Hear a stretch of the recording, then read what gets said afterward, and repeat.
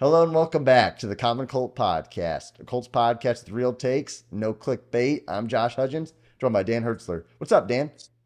Oh, not too much. We're at the end of May, early June, and you might be thinking, what's going on with Colts? But hey, we are already kind of looking ahead to the next season, and we're excited for this season coming up. We got some second-year players that we're going to want to focus on over the next few episodes. And today, hey, we got a guy I know that you're really excited about for his second year. You think he might be a potential breakout. Tell us who that is, Josh. Yeah, Jelani Woods. You've seen the title. I really liked him his rookie year. I know our offense was just hot garbage in 2022, but he kind of was a bright spot, and he did show some flashes, even with the musical chairs at quarterback position. So if you've watched our show, especially during the season and entering the offseason, you guys know we love one-word reactions. And we're going to make a segment now every episode where we give one-word reaction. So I want you guys to comment. Define Jelani Woods in one word. And Dan, what are you going to define him as? I'm going to go mismatch. I mean, this dude is a perfect mismatch for the Shane Steichen offense. If you look at what he did in Philadelphia, and I know it's not 100% parallel, but there are some things that we can take away from that offense. One, they love to run the ball. They love to use some misdirection or kind of, that idea of, getting guys going one way, doing something different. And a tight end is absolutely perfect in that offense because you give a run look, especially with a running quarterback like Anthony Richardson. And then all of a sudden you got linebackers on a tight end with the athletic ability of Woods. I know he came out of the draft. I think he was close to like a 10 in that RAS score that Ballard loves so much. This is a guy that is just a mismatch waiting to happen. And I think Shane Steichen's going to love this guy. I think he's going to take huge advantage of this guy this coming season. Josh, what's your one word? Freak. Listen, when I look at him, I don't know why, but it reminds me of LeBron James. I mean, just a freaking athletic freak. He's on. Oh, they're both 6'8", right? Yeah, they're just huge. Yeah. He's fast. He got a 10, like you said, RS score. And Chris Ballard does have a type, and it's guys who are athletic freaks. When I look at him, I think playmaker. And I know when you think playmaker, often you think receiver, you think running back, you think quarterback, which we have a playmaking quarterback. We have a playmaking running back. Josh Downs might be our playmaking slot receiver. And boom, right up the middle, right up the seam on crossers, all of a sudden, Jelani Woods. I think this year in 2023, we have an incredibly crowded tight end room. You think about Mo Alley Cox. You think about Kylan Granson, Ogletree coming off an injury. We drafted Will Mallory, and now you have Jelani Woods. These guys are going to be fighting for some snaps. They really are. Yeah. But I think when the dust settles, by the end of this year, Jelani Woods is going to be the guy who shows that he is the number one receiver on the Colts or number one tight end on the Colts.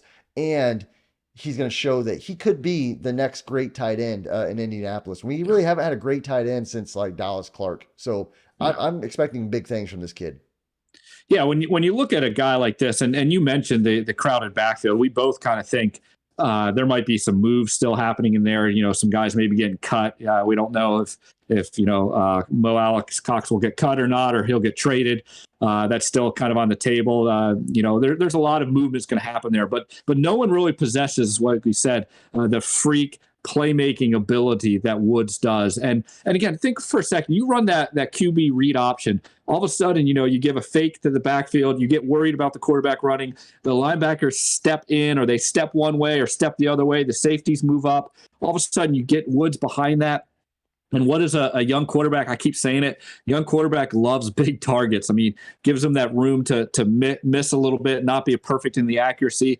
And I think a big season is in store. In fact, if you look at Shane Steichen's offense with the Eagles again, and you look at Dallas Gellert or yeah, thank you.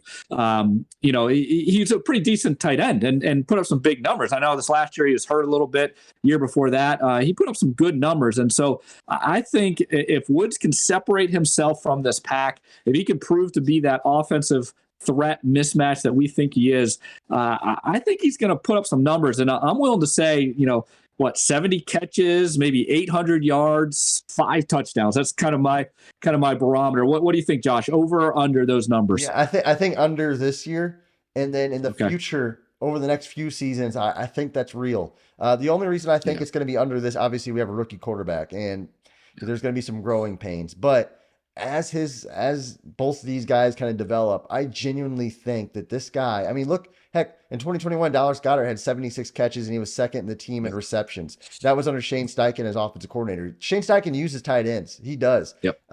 And we really don't have, outside of Josh Downs, a big playmaking pass catcher. I know Michael Pittman's kind of a jump ball guy. Alec Pierce kind of a jump ball guy, maybe. But are you starting to come to my side on Pittman here? You sound a little bit down on Pittman right here now. listen, it just depends on how much he wants to get paid. But that's another episode for another day. That we could go on about that for 10 minutes. At the end of the day, Jelani Woods is going to be matched up against some linebackers.